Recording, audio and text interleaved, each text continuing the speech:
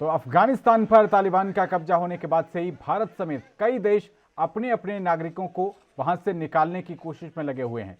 इससे पहले भारत से रविवार को भी 2 उड़ानें वहां से होकर आई हैं और 222 लोगों को काबुल एयरपोर्ट से निकाला गया है। इस बीच केंद्रीय मंत्री हरदीप पुरी ने अफगानिस्तान के संकट का जिक्र कर सीएए को जरूरी बताया है।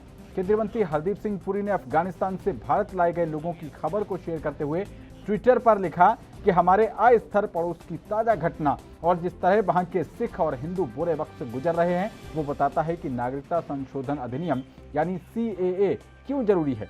नागरिकता संशोधन कानून में अफगानिस्तान, बांग्लादेश और पाकिस्तान से आए हिंदू, सिख, बौद्ध, जैन, पारसी और ईसाई धर्मों के प्रवासियों के लिए भारत की नागरिकता देने का प्रस्ताव है। मौजूदा कानून के मुताबिक किसी व्यक्ति को भारत की नागरिकता हासिल करने के लिए कम से कम पिछले 11 साल यहां रहना अनिवार्य होता है, लेकिन सीएए से इस नियम को आसान बनाकर नागरिकता हासिल करने की अवधि को 1 साल से लेकर 6 साल तक कर दिया गया। तो आसान शब्दों में कहा जाए तो भारत के 3 मुस्लिम बहुसंख्यक पड़ोसी देशों से आए गैर मुस्लिम प्रवासियों को नागरिकता देने के नियम को आसान बनाया गया है और सीएए को 2019 में संसद में पास भी किया जा चुका है, लेकिन अब तक इसे लागू नहीं किया गया है। अब एक बार फिर से ट्वीट कर केंद्रीय मंत्री हरदीप सिंह पुरी ने अफगानिस्तान के संकट का जिक्र किया, वहां से जो लोग लाए जा रहे हैं उनका जिक्र किया और साथ ही अब एक बार फिर से सीएए की चर्चा होने लगी है। तो अफगानिस्तान का जो संकट चल रहा है, तालिबान वहां पर जो अत्याचार कर रहा है, उसी के मद्देनजर अब सीएए जो है वो एक बार फिर से चर्चाओं के केंद्र में आ रहा है। केंद्रीय मंत्री हरदीप सिंह पुरी ने इस बाबत ट्वीट किया है और जो यात्री वहां से अभी तक लाए जा चुके हैं, करीब आज भी 222 यात्रियों को अफगानिस्तान से भारत लाया गया है।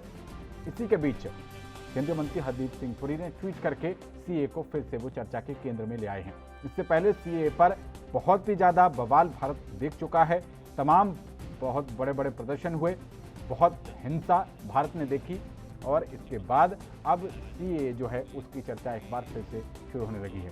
टीवी स्क्रीन पर आपको वही ट्वीट दिखा रहे हैं जिसमें साफ तौर पर हरदीप सिंह पुरी की तरफ से कहा गया कि अब सीएए जरूरी है क्योंकि पड़ोसी देश में जिस तरीके के मौजूदा हालात हैं वो ये बताते हैं कि सीएए भारत के लिए बहुत जरूरी है। वहां पर जो लोग रह रहे हैं अगर वो संकट में आएंगे तो सीएए बहुत ज़्यादा जरूरी हो जाता है, उसकी सहायता से वो फिर भारत में आकर शरण ले सकते हैं। तो बड़े बयान के रूप में इसको देखा जा रहा है। इससे पहले भी जो तमाम चुनाव हुए हैं उनमें भी भारतीय जनता के पार्टी के नेता जो हैं वो बार बार बढ़ चढ़कर सीएए और एनआरसी का राग अलापते रहे हैं, लेकिन अभी तक बताया ये जा रहा है कि सीएए कानून तो बन चुका है लेकिन कानून के अंदर नियम क्या बनने हैं वो नियम अभी तक नहीं बन पाए हैं। अभी हालिया जो मानसून सेशन हुआ उसमें भी कांग्रेस पार्टी से आते हैं गौरव गोगोई जी, उन्होंने पूछा कि अब इस मसले पर सीएए के नियम बनने में कितनी देरी है। तो साफ तौर पर भारतीय जनता पार्टी के नेता और केंद्रीय गृह राज्य मंत्री नित्यानंद राय की तरफ से जानकारी दी गई कि करीब 6 महीने उनको और चाहिए हैं।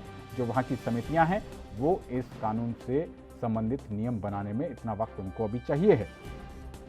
तो आपको बता दें कि 9 दिसंबर 2019 को लोकसभा में सीएए को रखा गया था, उसके बाद राज्यसभा में 11 दिसंबर को और उसके बाद 12 दिसंबर को राष्ट्रपति की इसको हरी झंडी मिल गई थी, मतलब उनकी मंजूरी मिल गई थी।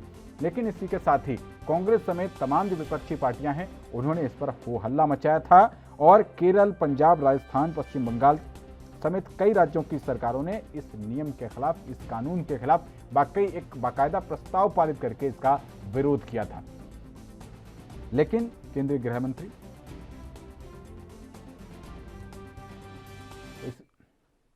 तो इसी मुद्दे पर बहस करने के लिए हमारे साथ बेहद ही 2 खास मेहमान भारतीय जनता पार्टी के प्रवक्ता खेमचंद शर्मा जी और कांग्रेस के प्रवक्ता कुंवर सिंह जी जुड़ गए हैं। बहुत स्वागत है खेमचंद जी और कुंवर जी आप दोनों का एएनबी न्यूज पर। सबसे पहले आपसे ही शुरुआत करते हैं खेमचंद शर्मा जी, एक बार फिर से सीएए की याद आ रही है आपको, लेकिन अभी संसद में जब कांग्रेस सांसद गौरव गोगोई की तरफ से सवाल पूछा गया था तो आपके जो मंत्री थे नित्यानंद राय जी एमओएस, उन्होंने कहा कि अभी तो 6 महीने और भी चाहिए हैं नियम बनाने के लिए। अभी तक जिस कानून के नियम नहीं बन पाए फिर उसकी चर्चा क्यों हो रही है, कितनी प्रासंगिक है? देखिए, कानून हम लाए और कानून को इम्प्लीमेंट करने वाली भी भारतीय जनता पार्टी है। कानून का विरोध करने वाली कांग्रेस है और हमने देखा लगातार कांग्रेस ने सीए के प्रति भ्रम फैलाया। आज जो वर्तमान परिस्थिति है वो पुनः ये दिखाती है कि सीए भारत के लिए बहुत जरूरी है। जो भी व्यक्ति, जो भी पार्टी, जो भी राजनेता सीए का विरोध कर रहे थे वो गलत हैं, क्योंकि हम सभी देख रहे हैं किस तरीके से अफगानिस्तान में वहाँ पे हिंदू, सिख, ईसाई जो भी वहाँ पे अल्पसंख्यक हैं, कितना दुर्व्यवहार उनके साथ हो रहा है और वहाँ पे क्या हालत है, वहाँ पे अमानवीय हालत है, वहाँ पे हिंदू और सिख वहाँ पे रह नहीं सकते, उनकी जान माल को पूरी तरीके से खतरा है। वैसा ही माहौल पाकिस्तान और बांग्लादेश में भी है, लेकिन इन लोगों ने पूरी तरीके से भ्रम फैलाया और इन्होंने जो हक पाकिस्तान, बांग्लादेश और अफगानिस्तान में आने वाले अल्पसंख्यकों को मिलना चाहिए वो वर्षों तक दिया नहीं। भारतीय जनता पार्टी ने वो हक दिया, लेकिन अभी जो क्योंकि हम सभी जानते हैं कोविड की वजह से जो प्रैक्टिकल इम्प्लीमेंटेशन के जो रूल रेगुलेशंस हैं, जो प्रैक्टिकल इम्प्लीमेंटेशन की जो समय है वो थोड़ा लग रहा है, लेकिन कानून बन चुका है, कानून संसद से पास हो चुका है, राष्ट्रपति ने उस पर मोहर लगा दी है, कानून ऑलरेडी है, सिर्फ उसको एग्जीक्यूट करना है और एग्जीक्यूट करने के लिए थोड़ा समय लगता है। लेकिन कांग्रेस ये सोचे कि वो इसका फायदा उठा सकती है, तो सब लोगों को पता है और हमें तो खुशी होगी कि कांग्रेस भी आज ये बताए कि भाई जो पहले उनसे गलती हुई अब वो सीए के साथ है, सीए कानून सही था, उन्होंने गलत तरीके से देश का नुकसान किया, उन्होंने गलत तरीके से प्रदर्शन किया, उन्होंने गलत तरीके से लोगों को उकसा के महीनों तक जो मुख्य मार्ग थे दिल्ली के उनको बाधित किया। अगर वो अपनी गलती मानते हैं, समाज के सामने आते हैं, सीए का सपोर्ट करते हैं तो हम उनका स्वागत करेंगे, इसमें कोई भी दो राय नहीं है, क्योंकि सीए कानून जरूरी था, हम तो कह रहे थे, और आज की जो परिस्थिति है वो पूरे विश्व को दिखा रही है क्यों जरूरी था, क्योंकि वहां पे अल्पसंख्यक सुरक्षित नहीं है और अल्पसंख्यकों को सिर्फ और सिर्फ भारत शरण दे सकता है। हिंदू और सिख, बौद्ध, इनके लिए जो नेचुरल शरणागति है, जो शरण लेने वाली जो भूमि है वो भारत की है, भारत के अलावा वो कहीं भी जाके नेचुरली शरण नहीं ले सकते, वो भारत में ही नेचुरली शरण ले सकते हैं। इसीलिए ये कानून मोदी सरकार लाई थी और मोदी सरकार आज उस पर अड़े गए और जल्द से जल्द हम इसकी जो प्रैक्टिकल टेक्निकलिटी है उसको भी कंप्लीट करेंगे और अपने जो अल्पसंख्यक जो बांग्लादेश, पाकिस्तान और अफगानिस्तान से आए थे उनको उनका हक देंगे, उनको नागरिकता देंगे और भारत में उनको बराबरी का हक देंगे। ठीक है कंवर सिंह जी, जो हरदीप सिंह पुरी जी ने ट्वीट किया है, क्या चलिए पहले आपकी असहमतियां रही होंगी, लेकिन जिस तरीके के हालात चल रहे हैं और आज वो कह रहे हैं कि वहां पर कत्लेआम मचा हुआ है, आज सीए क्यों जरूरी है ये पता लग रहा है, क्या सहमत हैं? अब सबसे पहले तो आपके माध्यम से रक्षाबंधन की देश के सभी साथियों को और माताओं बहनों को बहुत बहुत बधाई, आपको भी पवन जी बहुत और शुक्रिया। देश में जब भी भारतीय जनता पार्टी को कोई गंभीर समस्या परेशान करती है तो अक्सर ध्यान बटाने के लिए वो धर्म से संबंधित शिगुफा छोड़ देते हैं। सीए को हरदीप पुरी जी ने जिस तरीके से लाया, इस समय देश में महंगाई से आम जनमानस परेशान है, कृषि कानून से किसान परेशान है, जासूसी के मुद्दे को लेकर कोर्ट से बीजेपी परेशान, लेकिन सामने चुनाव है। मैं हरदीप पुरी जी को यह कहना चाहता हूं कि आप केंद्रीय कैबिनेट के जिम्मेदार मंत्री हैं, आप पहले ये तो तय कर दीजिए कि अफगानिस्तान में जो घटनाक्रम चल रहा है, तालिबान आतंकवादी गुट है या तालिबान से आपके कैसे संबंध होंगे, ये तो विदेश मंत्रालय का मामला है और देश की सरकार को ये आधिकारिक तौर से घोषणा करनी चाहिए। और मैं तो कहता हूं, आपने देखा है ब्रिटेन में आपातकालीन संसद का सत्र बुलाया गया, अमेरिका में राष्ट्रपति जी ने प्रेस कॉन्फ्रेंस और संसदों के जवाब दिए, लेकिन भारत के तो प्रधानमंत्री जी विश्व गुरु है, 7 साल में कोई प्रेस कॉन्फ्रेंस नहीं करना किए हैं, न करेंगे लगता है। तो पहले तो भाई शर्मा जी को कहूंगा कि जब विश्व की ऐसी समस्याएं आए तो विश्व गुरु को कहिए कि जनता के सामने आके प्रेस कॉन्फ्रेंस करें और जवाब दे। रही बात हरदीप पुरी और सीएए को, तो आपने 2019 में सीए पारित करा लिया, मैं किसी भी हिंसा के खिलाफ हूं, कोई भी प्रोटेस्ट हो या कोई आंदोलन हो वो अहिंसात्मक तरीके से होना चाहिए। देश गांधीवादी सोच का देश है और कोई भी कानून बने, संसद में बने, संसदीय तरीके से बने। सीएए को जो हरदीप पुरी ने बीच में लाया है, ये कहीं पर निगाहें कहीं पर निशाना है। महंगाई और इन मुद्दों से त्रस्त भाजपा ने उत्तर प्रदेश चुनाव को देखते हुए हरदीप पुरी को बीच में झोंका है और आज आपने कल्याण सिंह जी के पार्थिव शरीर पर प्रधानमंत्री जी के सामने जिस तरह तिरंगे झंडे के ऊपर बीजेपी का झंडा लगाया गया है, तो मैं कहना नहीं चाहता, सिर्फ आपका ध्यान आकृष्ट कराना चाहता हूं कि फिर ये लोग कहेंगे कि देशद्रोह है, झंडे का अपमान हुआ, तिरंगे का अपमान हुआ। तो इस पर भी शर्मा जी आप जरा पार्टी के लोगों को कहिए कि विजयी विश्व तिरंगा प्यारा, सबसे ऊंचा झंडा हमारा ऐसा होना चाहिए। चलिए ठीक है खेमचंद शर्मा जी, उनके तमाम सवालों का आप जवाब दीजिएगा, लेकिन साथ ही ये भी बताइएगा, वो कह रहे हैं कि क्योंकि अब चुनाव आने वाले हैं, कई बड़े राज्यों में चुनाव हैं, आप उस चीज को अब एक बार फिर से सीए के माध्यम से अपनी नाकामियों को ढकना चाहते हैं। देखिए बहुत दुख होता है, विषम परिस्थिति है, समय की मांग है, लेकिन आज भी ये अपने स्टैंड को क्लियर नहीं करते। ये सीए के खिलाफ हैं या सीए के साथ हैं, अनगल बात नहीं करेंगे। अरे हर मुद्दे पे हम तो बात करने को तैयार हैं। सर वो तो खिलाफ हैं, कैसे खिलाफ होंगे? आप ये बताइए, पंजाब 17 जनवरी 2020 को वहां की विधानसभा में सीए के खिलाफ प्रस्ताव पास हो गया, राजस्थान 25 जनवरी 2020 को वहां पर प्रस्ताव पास हो गया। सर जहां लिखित में हो गया, अब भी आप उम्मीद लगाए बैठे हैं कि उनके साथ खिलाफ, वो तो खिलाफ हैं साहब।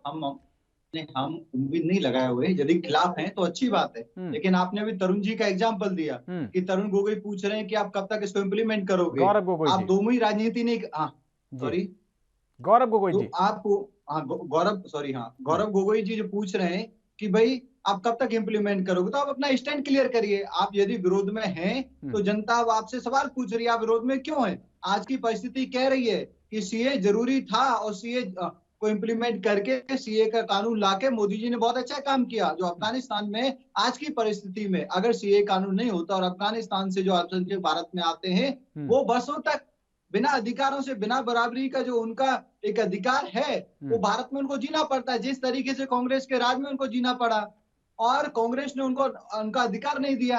आज भारत सरकार ने, मोदी सरकार ने उनको अधिकार दिया है, और लोग समझ रहे हैं, और लोग ये बता भी रहे हैं कि सीए कानून सही था, और मोदी जी ने जो काम किया वो विश्वसनीय काम था, बहुत ही अच्छा काम था, सराहनीय काम था, और उसकी वजह से जो लाखों की संख्या में पाकिस्तान, बांग्लादेश और अफगानिस्तान से आए हुए शरणार्थी यहाँ बरसों से अपने अधिकारों की लड़ाई लड़ रहे हैं, उनको अधिकार देने का काम मोदी जी ने किया है। आप उस पर बात करिए, आप उस पर बात नहीं करना चाहते, और आप संसद में बात नहीं करना चाहते, आप संसद में सरकार को बोलने नहीं देना चाहते, और तो और आपने प्राइम मिनिस्टर मोदी जी को अपने मंत्रिमंडल का इंट्रोडक्शन तक नहीं करने दिया, और आप बाहर कहते हो कि संसद में हमें नहीं बोलने दिया जाता। अरे भाई, आप संसद में प्राइम मिनिस्टर को अपना वक्तव्य तक नहीं रखने देते, मंत्रिमंडल का इंट्रोडक्शन तक नहीं रखने देते, तो आप कहाँ की कैसी डेमोक्रेसी में आप पार्टिसिपेट करो? डेमोक्रेसी ये कहती है कि आप अपनी भी बात रखो, दूसरे की भी बात सुनो। आप सरकार को बाधित नहीं कर सकते, आप सरकार को मजबूर नहीं कर सकते। काम करने के लिए सरकार को चुना गया है, आप उसमें कमियां निकालो, कमियां लोगों को बताओ, लेकिन आप काम ही नहीं करने दो, आप संसद को ही ना चलने दो, आप देश का विकास ही ना होने दो, आप गरीबों की सहायता ही ना होने दो। आप जो हर समाज के हर वर्ग से जो मंत्रालय बना, जिसमें हमारी बहुत सारी बहनें और हर वर्ग और SC ST समाज, OBC समाज और नॉर्थ ईस्ट, जिसको हमेशा इग्नोर किया जाता था, वहां से प्रचुर मात्रा में प्रतिनिधित्व हुआ, उस मंत्रिमंडल का आप इंट्रोडक्शन तक नहीं करने देते। और रही बात झंडे की, भारतीय जनता पार्टी के लिए झंडा सर्वोपरि था, है और रहेगा। आपके नेता लगातार, आपके सुप्रीम नेता, एक आपकी जो सुप्रीम फैमिली है उसके भी मैं नाम नहीं लेना चाहता, मल्टीपल टाइम ना सिर्फ देश में बल्कि विदेशों में भी उन्होंने जो अपने झंडे के प्रोटोकॉल से उनका उल्लंघन किया है, अपमान किया है। भारतीय जनता पार्टी के लिए झंडा उसके बाद सेल्फ है, टॉप पे सबसे पहले अपना झंडा है, अपना देश है। ठीक है, खेमचंद शर्मा जी वो ये पूछ रहे थे कि तिरंगा झंडा जब उनके पार्थिव शरीर के ऊपर उनके ऊपर ओढ़ाया हुआ था, तो उसके ऊपर फिर आपने बीजेपी का झंडा क्यों लगाया? एक क्यों और इफ एंड बट, वहां पे भावनाओं में किसी से प्रोटोकॉल में कुछ 19-20 हुई है, मैं उस पर ज्यादा कमेंट नहीं करना चाहता। और मेरे को लेकिन दुख होता है कि आप कल्याण सिंह जी की बात कर रहे हैं और एक मृत शरीर पे, और उस समय उन भावनाओं में, उस दुख में अगर कोई मिस्टेक हो तो आप उस पर राजनीति करो, कितने दुख की बात है। अरे आप तो फंक्शन में, आप तो सरकारी प्रोग्राम्स में अपमान करते हो। चलिए ठीक है। और आप एक मृत्यु के केस में ऐसे फॉल्ट निकाल रहे हो, उस पर राजनीति करना चाहते हो, आपको शर्म आनी चाहिए।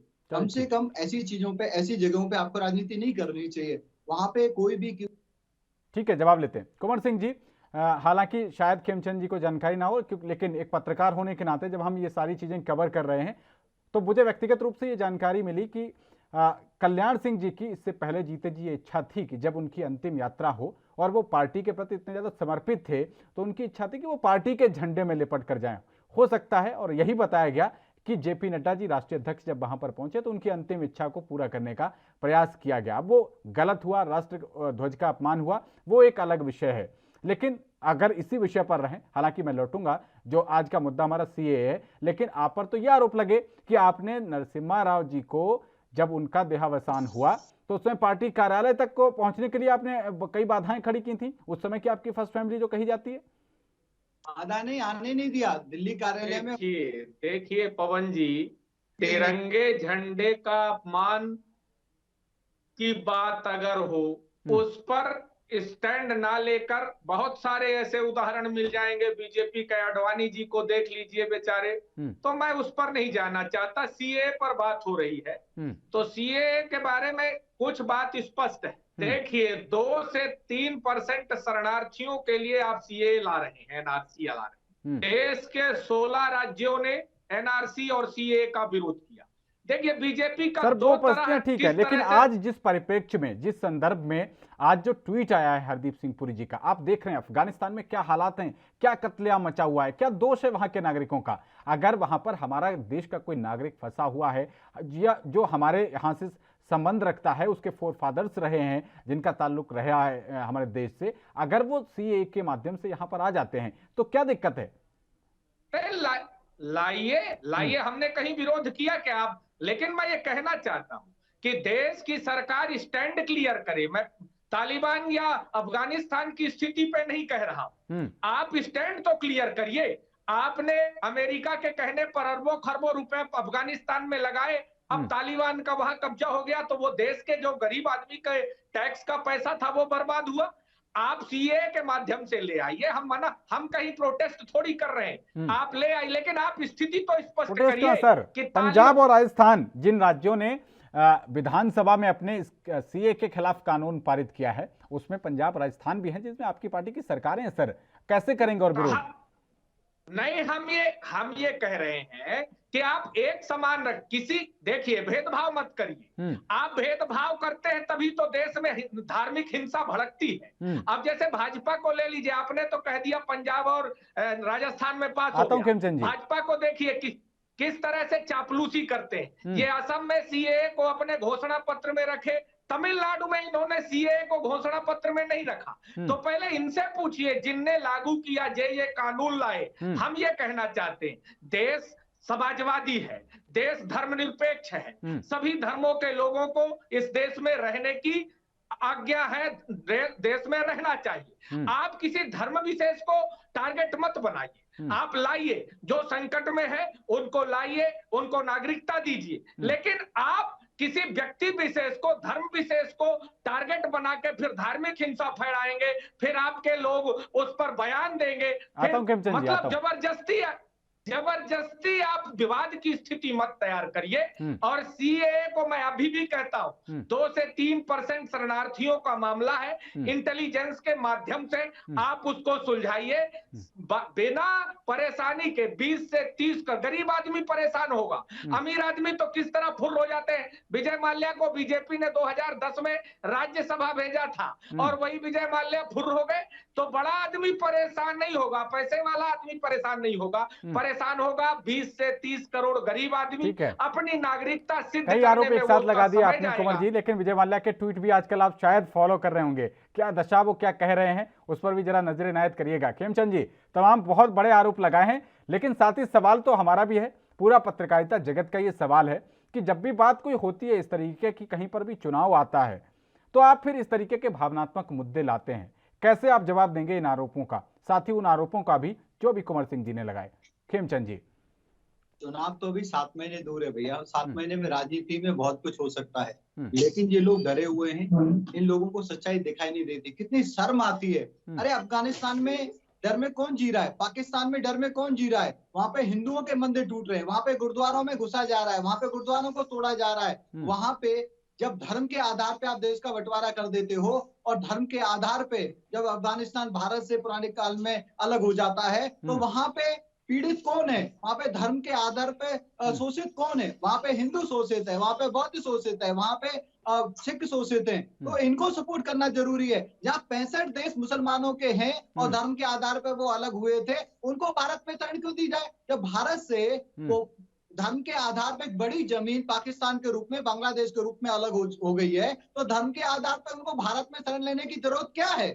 लॉजिकल सपोर्ट उनको है जिनको नेहरू जी ने बोला था उस समय कि मैं ये इंश्योर करूंगा कि पाकिस्तान और बांग्लादेश, जो बांग्लादेश और पाकिस्तान में जो हिंदू रह रहे हैं उनको बराबरी का हक मिले। हमने भारत में तो बराबरी का हक दिया और हमने साइन भी किया, लेकिन वो बराबरी का हक हमारी जो कांग्रेस की सरकारें थी वो बांग्लादेश में और पाकिस्तान में हिंदुओं को दिलवा नहीं पाई और उनकी स्थिति बद से बदतर होती चली गई। और वो जब भारत में शरण लेने आते हैं तो ऊपर से इन लोगों ने उनको नागरिकता भी नहीं दी, उनको बराबरी का हक नहीं दिया। वो उनका हक था, क्योंकि जब पार्टीशन हुआ ये तय हुआ कि वो लोग कहीं भी आ सकते हैं, वो जब चाहे भारत में आ सकते हैं। वो भारत से इसलिए दूर थे क्योंकि उनको आश्वासन दिया गया था, उनको प्रॉमिस किया गया था कि बांग्लादेश में अगर वो रहते हैं, अगर वो पाकिस्तान में वो रहते हैं तो उनको बराबरी का हक मिलेगा। लेकिन बराबरी का हक नहीं मिला, उनको लगातार प्रताड़ना दी गई, लगातार उनको परेशान किया गया, उनको कन्वर्जन किया जा रहा है। किस तरीके से बहन बेटियों को उठाया जा रहा है, लगातार हम टीवी पे देखते हैं कैसे मंदिरों को तोड़ा जा रहा है। जहाँ पे हजारों मंदिर थे, आज वहां पे गिने चुने 2-4 मंदिर पाकिस्तान में रह जाते हैं। अफगानिस्तान में बौद्ध की मूर्ति तोड़ दी जाती है, भगवान बौद्ध की मूर्ति तोड़ दी जाती है। वहां पे नाम मात्र के लिए वहां पे मंदिर बचता है, वहां पे गुरुद्वारा बचता है। जो पूरा अफगानिस्तान जो बौद्ध और हिंदुओं का गढ़ था, वहां पे हिंदू और सिख और बौद्धिज्म समाप्त हो जाता है। और आप क्या बात करते हो, सबको आने दो। अरे जब आपने धर्म के आधार पे बड़ी जमीन दे दी तो उनको यहाँ पे आने की धर्म के आधार पे क्या जरूरत है? रही बात नॉर्मल रूट की, तो आज भी विश्व के किसी भी देश से भारत में व्यक्ति नागरिकता ले सकता है। उसको सीधे रूट से आना है, उसको अप्लाई करना है और अप्लाई करने के भारत सरकार उसको नागरिकता देता है और अभी दी हुई है। तो मोदी सरकार में भी हजारों लोगों को ऐसे नागरिकता दी है जिसमें मुसलमान भी हैं और दूसरे धर्म के लोग भी हैं। भारत किसी को भी नागरिकता देने से रोकता नहीं, लेकिन वो भारत में आके रहना चाहता है, भारत की संस्कृति को मानना चाहता है, भारत के साथ मिलकर काम करना चाहता है। भारत सरकार जो नॉर्मल प्रोसीजर, लेकिन यहाँ पे जरूरी क्या है, जो लोग परेशान हैं, पीड़ित हैं, दुखी हैं, शरणार्थी के रूप में भारत में रह रहे हैं, उनको नागरिकता देनी है। उनको नागरिकता क्योंकि वो अपनी मर्जी से नहीं आए, वो दुखी होके, पीड़ित होके, प्रताड़ना की वजह से भारत में आए, उनको उनका अधिकार देना है। इसके लिए सीए बना है। ये लोग उस पर राजनीति करते हैं, आज भी इधर उधर की बातें करते हैं। ये शर्म की बात है। आज की परिस्थिति ने जन जन को ये समझा दिया है कि अगर सीए कानून नहीं आता तो वो लोग नो मैंस लैंड में रहते। भारत में भी उनको नागरिकता नहीं, जहां पे नागरिकता मिलनी चाहिए वहां उनके लिए कुछ है नहीं, वहां सिर्फ और सिर्फ प्रताड़ना है। आज मोदी जी ने उनको उनका हक देने की कोशिश की गई है। रही बात ये इधर उधर की बातें करते हैं, पंजाब में कानून पास करते हैं, राजस्थान में 16 राज्यों की बात कर रहे हो। कौन मेरे 16 राज्यों का आप लिस्ट बता दो जिन्होंने सीए के खिलाफ प्रस्ताव पास किया हो। ऐसा बिल्कुल नहीं। पूरे देश में जनता के बीच में ये एक परसेप्शन है कि ये कानून अच्छा है। सिर्फ और सिर्फ आप लोगों ने राजनीति चमकाने के लिए और इम्पीचमेंट की राजनीति करने के लिए कुछ लोगों को भड़काया, कुछ लोगों से उपद्रव कराया। जेएनयू जैसी यूनिवर्सिटी में आप लोगों ने हंगामा कराया, सब लोग जानते हैं। लेकिन आज पूरा देश आप लोगों पे थू थू कर रहा है। भाजपा ने सही समय पे सही कदम लिया, हम उसका स्वागत करते हैं, मोदी जी का धन्यवाद करते हैं। और आज हरदीप सिंह पुरी जी ने उसी बात को दोहराया है और उसी बात को लोगों को पुनः स्मरण कराने की कोशिश की है। ठीक है खेमचंद जी, मैंने आपको बिल्कुल नॉन स्टॉप बोलने दिया, ना ही कांग्रेस के प्रवक्ता ने कोई टोका टाकी की और ना ही मैंने की। अब आपको यह बताना होगा कि जब कैलाश विजयवर्गीय जी पश्चिम बंगाल के चुनाव के दौरान बार बार ये बात कर रहे थे कि सीए आएगा, वो चुनाव निपट गया। असम में भी बार बार यही बातें की जा रही थी और असम में तो वहां के स्थानीय लोग ही जब सीए का विरोध कर रहे थे तो कैसे समझाएंगे उन लोगों को। साथ ही जोड़कर यह देखा जा रहा है कि जब जो कानून 2019 में ही पास हो गया था उसको इम्प्लीमेंटेशन के लिए, उसके नियम और प्रावधानों के लिए इतना लंबा इंतजार करना पड़ेगा कि यूपी का चुनाव आ जाएगा, कि पंजाब का चुनाव आ जाएगा। हम सभी जानते हैं कोविड काल में किस तरीके से कामों में रुकावट आई, किस तरीके से 20, 25, 30% स्टाफ के साथ सरकार काम कर रही है और किस तरीके से क्या चीज प्रायोरिटी पे है। तो इस समय लगा है, क्योंकि इसमें स्टेट का पार्टिसिपेशन भी रहेगा, पूरे देश का पार्टिसिपेशन रहेगा, पूरे देश में ये कानून लागू होगा। कानून बन चुका है, सिर्फ टेक्निकलिटी है। कानून बन चुका है, इसका मतलब जो लोग भारत में हैं, बांग्लादेश से, पाकिस्तान से और अफगानिस्तान से, उनको उनका अधिकार मिलेगा। सिर्फ टेक्निकलिटी, आप ये बता रहे हैं कि सिर्फ टेक्निकल रीजंस की वजह से और कोरोना महामारी की वजह से आपके पास स्टाफ कम है, इस वजह से आप ये जो इसके प्रावधान बनने वो लेट हो रहे हैं। उसकी वजह से देर हुई है, और टेक्निकल रीजंस को जल्दी सॉर्ट आउट किया जाएगा, और हमारे ऐसे भाई बहनों को जल्द ही नागरिकता दी जाएगी और उनका अधिकार मिलेगा। ठीक है, फिलहाल एक छोटे से ब्रेक के लिए रुक रहे हैं, और ब्रेक के बाद जब वापस आएंगे तो कांग्रेस प्रवक्ता से सवाल लेंगे, क्योंकि जो नेहरू जी ने किया था इस तरीके का कानून जब लाए थे तब क्या कुछ हुआ था। बने रहिए एनबी न्यूज के साथ। कोरोना की स्थिति दिल्ली में काफी बेकाबू। खबरनामा, खबर से असर तक। तो ब्रेक के बाद आपका स्वागत है खबरनामा, आप देख रहे हैं, और आज हम बात कर रहे हैं कि तालिबान और अफगानिस्तान में जो कुछ चल रहा है, जो कत्लेआम चल रहा है, उसके ऊपर अब केंद्रीय मंत्री हरदीप सिंह पुरी ने फिर से एक बार सीएए की याद दिला दी है, और इसी पर बहस करने के लिए हमारे साथ कांग्रेस और बीजेपी के प्रवक्ता जुड़े हुए हैं। कुंवर सिंह जी, आपके पास आते हैं। आज आप बात कर रहे हैं कि सीएए ये गलत हो रहा है, ऐसा कुछ नहीं होना चाहिए था, लेकिन 1950 के दशक में जब नेहरू जी ने इस बात की शुरुआत की थी, तो आप पढ़िएगा, गूगल पे सब कुछ अवेलेबल है, एक्सपल्शन ऑफ इमिग्रेंट्स करके वो एक कानून लेके आए थे, जिसमें साफ तौर पर उन्होंने इतना कड़ा प्रावधान कर दिया था कि भारतीय जनता पार्टी जो कानून लेके आई है उसमें कम से कम ये व्यवस्था तो है कि जो एनआरसी के तहत लोग निकलेंगे वो उनको उनके देश जब तक स्वीकार नहीं करेंगे तब तक वो डिटेंशन कैंप में रहेंगे। लेकिन उन्होंने तो इतना सख्त कानून बनाया था कि डिटेंशन कैंप में भी रखने की व्यवस्था नहीं, सीधे बॉर्डर के बाहर फेंको। तो क्या वो नेहरू जी का दौर और आज सोनिया जी का राज है? तो बिल्कुल पार्टी की विचारधारा एकदम से बदल चुकी है। देखिए, उस समय देश आजाद हुआ और देश में धर्म का बंटवारा को लेकर ही देश में आजादी जब मिली थी। पाकिस्तान बनाया गया मुसलमानों के लिए, जो जाना चाहे, और भारत में तो सर्वधर्म का था। उस समय परिस्थितियां बिल्कुल बदली हुई थी। आज जो परिस्थितियां हैं बिल्कुल बदली हुई। देश में आप सीए लाए, एनआरसी लाए, 1.5 साल हो गया और 6 महीने आपने, और जब आपने नित्यानंद राय जी के अनुसार 6 महीने और लगेंगे। तो धर्म का मामला है, इसलिए आपको 2 साल लगेंगे नियम कानून बनाने। आप इसी के पलट देख लीजिए। लेबर लॉ लाया गया कोरोना के टाइम में, उस पर सारे नियम कानून बना दिए क्योंकि पूंजीपतियों के लिए थे। किसान के कानून आए, पहले ऑर्डिनेंस आप ले आए, फिर किसान का कानून ले आए, उस पर पहले ही सब फिक्सिंग है। तो मैं कहना चाहता हूं, जो धर्म है, जो धर्म धार्मिक हिंसा फैलाएगा, जो इनको चुनाव में लाभ देगा, उस पर आप बनाने के लिए 2 साल लेंगे।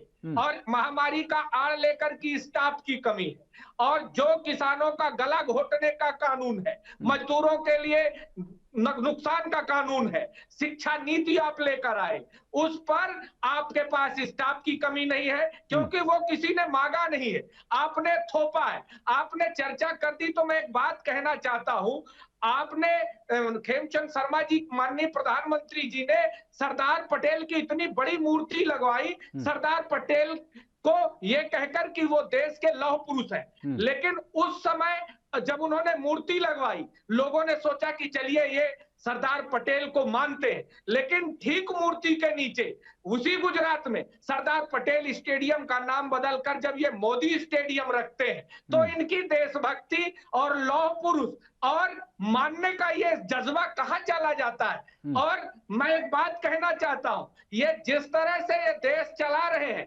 सारी सार्वजनिक कंपनियां बेच रहे हैं, लोग बेरोजगारी में तड़प रहे हैं, 5 किलो अनाज के लिए लोग लाइन पर खड़े हो रहे हैं, महंगाई जबरदस्त है। तो इन सब मुद्दों से ध्यान बटाने के लिए, और उत्तर प्रदेश जैसे राज्य में चुनाव है, वहां रोटी सेकने के लिए हरदीप पुरी हो या अमित शाह जी हो। एक बात मैं आपसे पूछना चाहता हूं आपके माध्यम से, कि देश के गृह मंत्री जी और प्रधानमंत्री जी जब तालिबान ने काबुल पर कब्जा कर लिया, उसके बाद मीटिंग बुलाते हैं, आपका इंटेलिजेंस फेल है या आप काम करना नहीं चाहते? यदि देश के लोगों को आप सुरक्षित निकालना चाहते हैं, तो क्या आपको पता नहीं था कि तालिबान तेजी से बढ़ रहा है? और देश के लोगों को वहां अपनी जान की आफत पड़ी है। लेकिन नहीं, आप कब करोगे? जब लोग आपको कहें, जब लोग आपसे ये देखें कि इनको लाभ कब होगा। और जिस पर लाभ नहीं है, जिस पर आपको जनता को लाभ देना है, उस पर तो आपके कोई विचार व्यक्त होते ही नहीं है। तो मैं कहना चाहता हूं कि चुनाव के हिसाब से चुनाव जीवियों का जो काम है वो नहीं, जनता के हित में काम होना चाहिए। ठीक है, आएंगे इनके पास। लेकिन कुंवर सिंह जी, एक छोटा सा सवाल ये था कि आप सुना है कि आपकी पार्टी का, सुना क्या है, बिल्कुल वेल टेस्टेड था, आप लोगों ने स्वीकार भी किया, तमाम तस्वीरें आई कि राहुल गांधी जी के माध्यम से आपकी पार्टी का तो चीन की जो कम्युनिस्ट पार्टी है उसके साथ एक करार हुआ था। क्या अब जो चीन की वहां पर सरकार है, तो चीन ने तो बोल दिया कि जो भी अफगानिस्तान में चीनी नागरिक रह रहे हैं वो वहां के इस्लामिक कानूनों का पालन करें।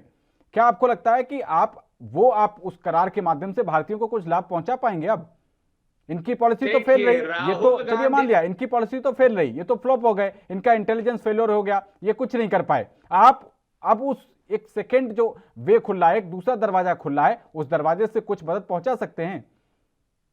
देखिए, राहुल गांधी ना देश की सरकार है, ना राहुल गांधी जी देश के प्रधानमंत्री। राहुल गांधी एक पार्टी के नेता है, और पार्टियों के बीच में अगर कोई बात होती है तो देश से बड़ी पार्टी नहीं है। मैं तो कहना चाहता हूं कि देश की सरकार को जिम्मेदारी लेनी चाहिए। हर बात पर राहुल गांधी को निशाना बनाना, हर बात पर राहुल गांधी के पीछे पड़ना, बड़ी सिंपल सी बात है। देश के प्रधानमंत्री 7 साल तक मीडिया में नहीं आए, जवाब नहीं देना चाहते और अपने मन की बात थोपना चाहते, और बहुत सारे कारण हैं। लेकिन देश के प्रधानमंत्री जी से दुनिया जानना चाहती है, भारत के पत्रकारों, पवन भाई आप भी जानना चाहते होंगे कि प्रधानमंत्री जी से आमने सामने सवाल पूछ ले। लेकिन भारतीय जनता पार्टी की साजिश देखिए, चाल देखिए, ये काम करते, गृह मंत्री भी विलुप्त रहेंगे, प्रसुप्त अवस्था में होंगे। यूपी के चुनाव को लेकर 10 बैठकें हो गई, लेकिन ऐसे मुद्दे पर जिसमें देश की महंगाई का मुद्दा हो,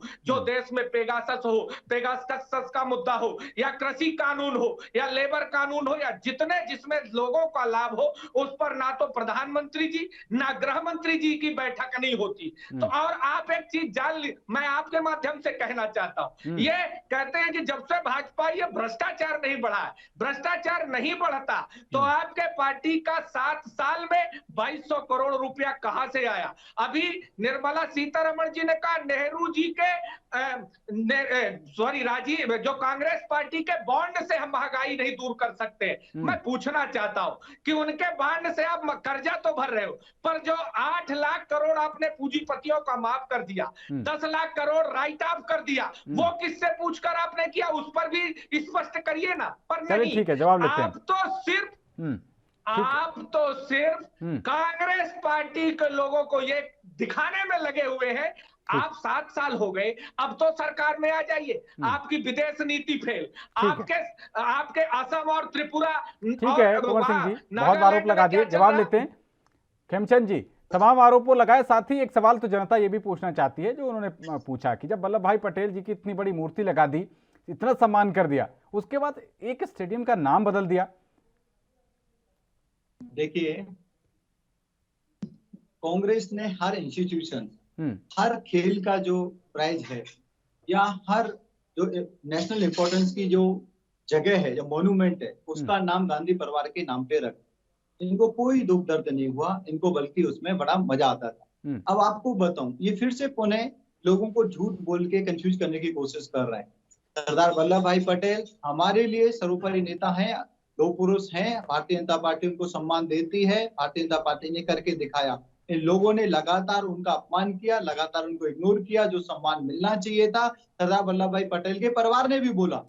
और जिस स्टेडियम की बात कर रहे हैं, अरे भैया, आज भी पूरे कॉम्प्लेक्स का जो नाम है वो सरदार वल्लभ भाई पटेल के नाम पे। उस कॉम्प्लेक्स में जो छोटा सा स्टेडियम है, जो क्रिकेट स्टेडियम है, उसका नाम सिर्फ और सिर्फ, क्योंकि उसका कोई नाम पहले से नहीं था, उसका नाम आदरणीय मोदी जी के नाम पे रखा गया। वो पूरा कॉम्प्लेक्स बहुत बड़ा है, उसमें और भी स्पोर्ट्स की एक्टिविटी होती है, और भी स्पोर्ट्स के काम होते हैं। आपकी जानकारी के लिए मैं बता दूं, और पहले अपने गिरेबान में देख लें, आपने कोई भी ऐसा इंस्टीट्यूशन नहीं छोड़ा जो गांधी परिवार के नाम पे ना हो। उसके अलावा आपको कोई दिखाई नहीं देता था। सरदार वल्लभ भाई पटेल तो दूर दूर तक दिखाई नहीं देते थे, क्योंकि उन्होंने अच्छा काम किया था। अब बात आती है कि जब नेहरू जी ने कानून बनाया था कि जो घुसपैठिए हैं उनको देश से बाहर निकालना है, जब 1971 में बांग्लादेश पाकिस्तान से अलग हुआ और करोड़ों की संख्या में जो धर्म के आधार पे बंटवारा होने से हमारे भारत से लोग बाहर गए, वो पुनः भारत में आ जाते हैं और उन लोगों को निकाला नहीं जाता। उन लोगों ने पूरे नॉर्थ ईस्ट में डेमोग्राफी चेंज कर दी, वहां की संस्कृति चेंज कर दी, वहां पे जो पूरा सेटअप है वो चेंज कर दिया, उनकी वजह से भिन्न भिन्न प्रकार की प्रॉब्लम हुई, क्यों नहीं इंप्लीमेंट किया। और दूसरा, आज आपने माना कि धर्म के आधार पे बंटवारा हुआ, जब धर्म के आधार पे आप जमीन देने को तैयार हो गए तो आपने भारत को ध्यान में रखते हुए क्यों नहीं डिसीजन लिया। पहले तो आपको धर्म के आधार पे बंटवारा ही नहीं एक्सेप्ट करना चाहिए, जब किया तो पूरी तरीके से करना चाहिए था। आधा अधूरा क्यों किया? मतलब पाकिस्तान को फायदा दे दो, धर्म के आधार पे जमीन भी दे दो और वहां से अपने हिंदुओं को आप पूरी तरीके से सुरक्षित भी ना करो। और धर्म के आधार पे बंटवारा करने के बावजूद भारत में उसी धर्म की एक मेजर फोर्स या आप कह सकते हो मेजर परसेंटेज यहाँ पे रहने में कोई दिक्कत नहीं, क्योंकि वो पहले भी रह रहे थे, तो बंटवारा क्यों? जब भारत में मुसलमान रह रहे हैं और जिन मुसलमानों ने बंटवारा मांगा वो यूपी के मुसलमान थे, तो आपको पंजाब बंगाल को आपको अलग करने का अधिकार क्या था? क्यों अलग किया? चलिए ठीक है। ज्यादातर यूपी के, बिहार के मुसलमान तो आज भी भारत में रह गए। तो आपकी जो पॉलिसी थी वो सीधे सीधे वो हिंदू विरोधी, सिख विरोधी, बौद्ध विरोधी पॉलिसी थी। आपने जमीन भी दे दी और उस बीमारी का आपने हल भी नहीं किया। कश्मीर भी आपने लटका के रखा, कश्मीर का भी आधा पार्ट आपने पाकिस्तान को दे दिया। इंदिरा जी ने भी जो करोड़ों में शरणार्थी आए उन एक को भी बाहर नहीं निकाला। और जो पीड़ित हिंदू उस समय भी 71 में भी जो भारत में आए, पाकिस्तान से जो लगातार आ रहे हैं, अफगानिस्तान से जो लगातार आ रहे हैं, उनको उनका अधिकार नहीं दिया। लेकिन जो इलीगल तरीके से भारत में घुस रहे हैं, जो आधार कार्ड बनवा लेते हैं, उनकी वोटर लिस्ट भी बना ली, उनको नागरिकता भी मिल गई, उनके बच्चे यहाँ पे चुनाव भी लड़ रहे हैं स्थानीय चुनावों में, उनको आप कर रहे हैं। लेकिन जो लीगल तरीके से जो शरणार्थी आता है, आपको एक बात बता दूं, वो लीगल तरीके से आता है। जो हिंदू, बौद्ध, सिख जो पाकिस्तान, बांग्लादेश और अफगानिस्तान से आते हैं, वो पेपर लेके आते हैं, हमारी अथॉरिटी को बताते हैं कि हम भारत में आ रहे हैं और हम भारत में रहना चाहते हैं। उनको ये अधिकार नहीं देते। लेकिन जो चोरी छुपे आते हैं, जो गलत नियत से आते हैं, उनको ये फ्री में अनाज देते हैं, उनको फैसिलिटी देते हैं, उनको सुविधाएं देते हैं। हम देख रहे हैं किस तरीके से इन्होंने रोहिंग्या को जम्मू में बसाया। कैसे पॉसिबल हो सकता था? अगर यूपीए सरकार नहीं चाहती तो जम्मू कहाँ पे और बांग्लादेश, बर्मा कहाँ? बांग्लादेश नहीं, बर्मा कहाँ? बर्मा होता तो चाहे हो सकता है कि नॉर्थ ईस्ट में कहीं बस जाते, चाइना में जाके बस जाते, बांग्लादेश में है वो बांग्लादेश में ही रहते, जम्मू में कैसे आ गए? मतलब उनको सुविधा दी गई, उनको ट्रेन की फैसिलिटी दी गई, उनको ट्रांसपोर्ट की फैसिलिटी दी गई, उनको जम्मू में जमीन प्रोवाइड की गई, क्योंकि जम्मू की डेमोग्राफी चेंज करनी थी। बड़ा षड्यंत्र था।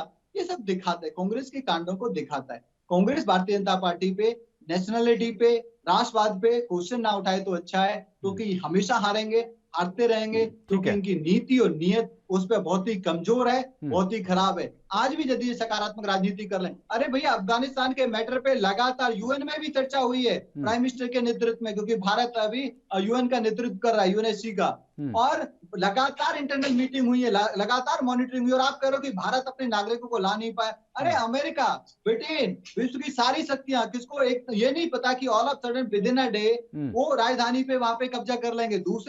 दूसरे प्रदेशों से, दूसरी शहरों से अपने नागरिकों को भारत पहले ही बुला चुका था। लेकिन जरूरी गतिविधि, हम अफगानिस्तान को पहले से ये मान लें कि नहीं वहां पे तालिबान घुस जाएगा, और अमेरिका या दूसरी जो शक्तियां वहां पे खाली नहीं करती, और पहले ही हम अपनी एम्बेसी को खाली कर लें, पहले हम अपने लोगों वहां से बुला लें, ये कहाँ सही था? आप ऐसी बातें करते हो जो लॉजिकल कहीं भी प्रूव नहीं, कहीं भी फिट नहीं बैठती। चाइना जैसा कंट्री, वो तो उनका मित्र राज्य है। लेकिन खेमचंद जी, आरोप तो अभी भी ये लग रहे हैं कि एम्बेसी में जो तमाम जिम्मेदार लोग हैं वो ताला लगा चुके हैं। अब वहां पर जो भारतीय भी फंसे हुए हैं वो किससे कांटेक्ट करें?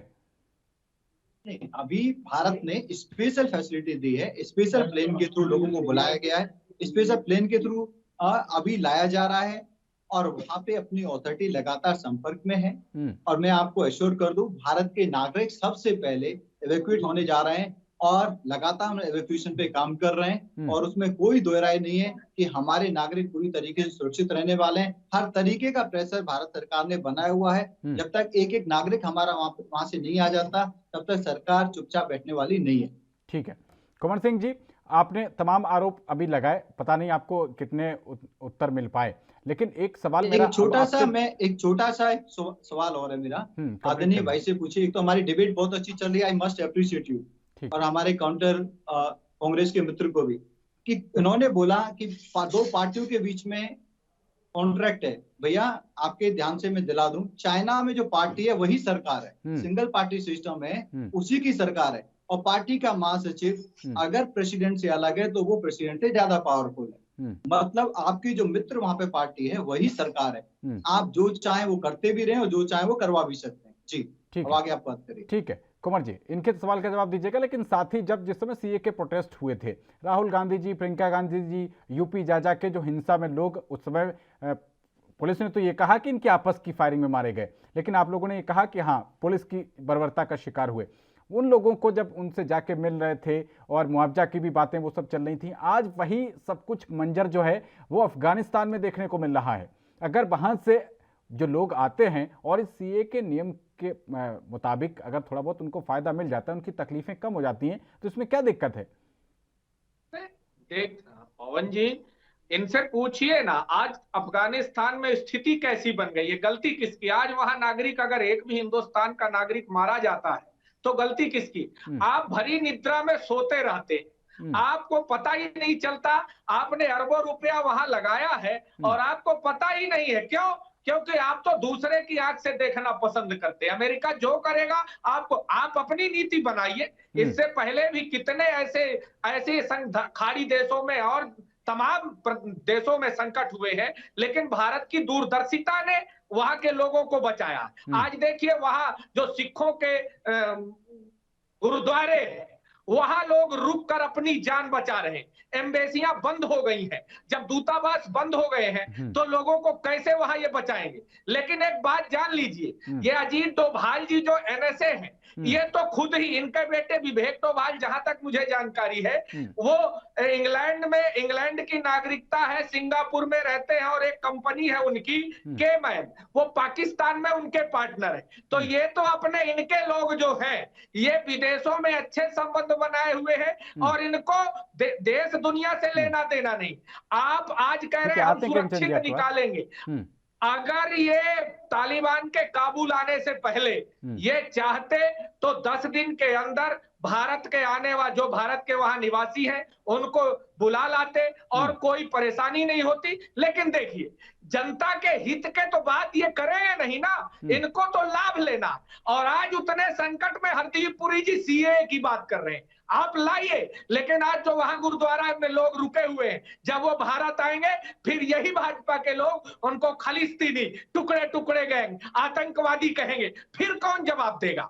आपने ही। आज वहां गुरुद्वारे में रुके हुए लोग हैं। और इसी तरह अगर कृषि कानून में सब पंजाब के लोग आते हैं, फिर उनको आप क्यों बदनाम करते हो? आज कहते हो हमारे सिख भाई, आज हमारे सिख भाइयों की वजह से वहां हिंदुस्तानी बच रहे हैं। तो वही सिख भाई अपनी मां को लेकर जब आगे आए तो रास्ता रुकवाया, गड्ढे खुदवाए, कील लगवाई, वाटर कैनन से पानी छोड़वाया, अश्रु गैस के गोले दगवाए, क्या वो तब हिंदुस्तानी नहीं रहते? लेकिन नहीं, आपको तो अपना स्वार्थ सिद्ध करना है। चुनाव, उत्तर प्रदेश के लिए गृह मंत्री को टाइम है, प्रधानमंत्री को टाइम है, लेकिन विदेश में जो भारत का नागरिक है उसके लिए कोई वक्त नहीं। वो जान गंवाए, वो जाके गुरुद्वारे में रहे, क्योंकि दूतावास तो इनके बंद पड़े हैं। ये पूरी तरह से फेल सरकार है और विश्व गुरु बनने वाले नरेंद्र मोदी फेंकू चंद केवल फेंकने का काम करेंगे और कोई जनता के हित का काम नहीं करने वाले।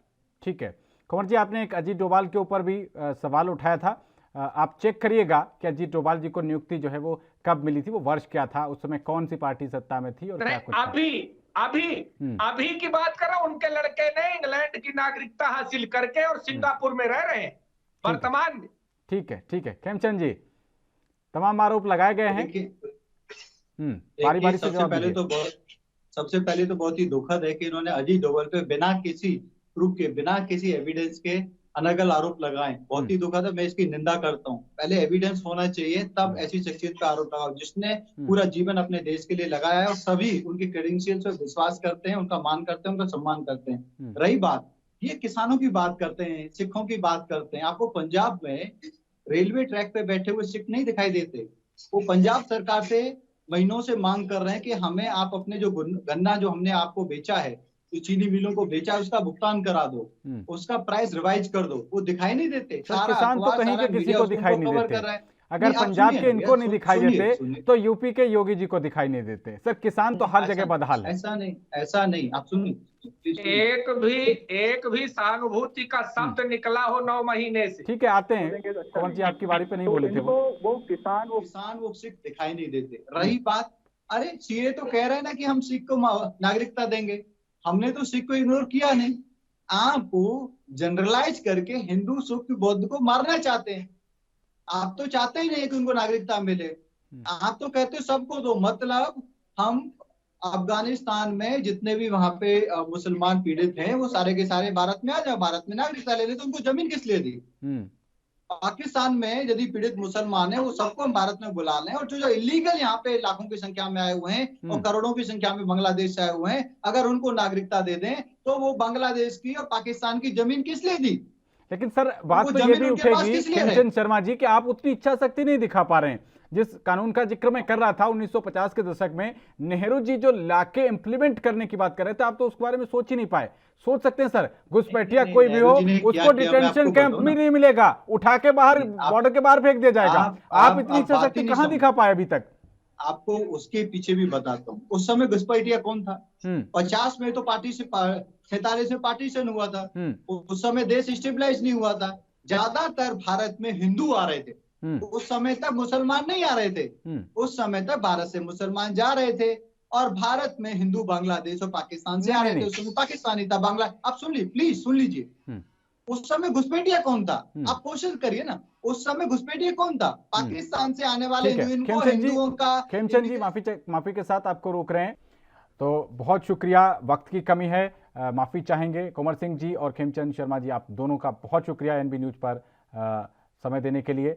लेकिन अभी जो सीएए का मुद्दा एक बार फिर से उठा है, तालिबान की मदद से, जो तालिबान के जानिब से वहां पर जो संकट पैदा हो गया है, उसको लेकर एक बार फिर से सीएए का जिन निकल आया है। अब कांग्रेस पार्टी जो है वो ये बता रही है कि चुनावी लिहाज से ये निकाला गया है, लेकिन क्या कुछ होता है और क्या हालात रहते हैं उस पर रहेगी एनबी की नजर। फिलहाल इस पेशकश में इतना ही। देश और दुनिया की तमाम अहम खबरों के लिए बने रहिए एनबी न्यूज के साथ।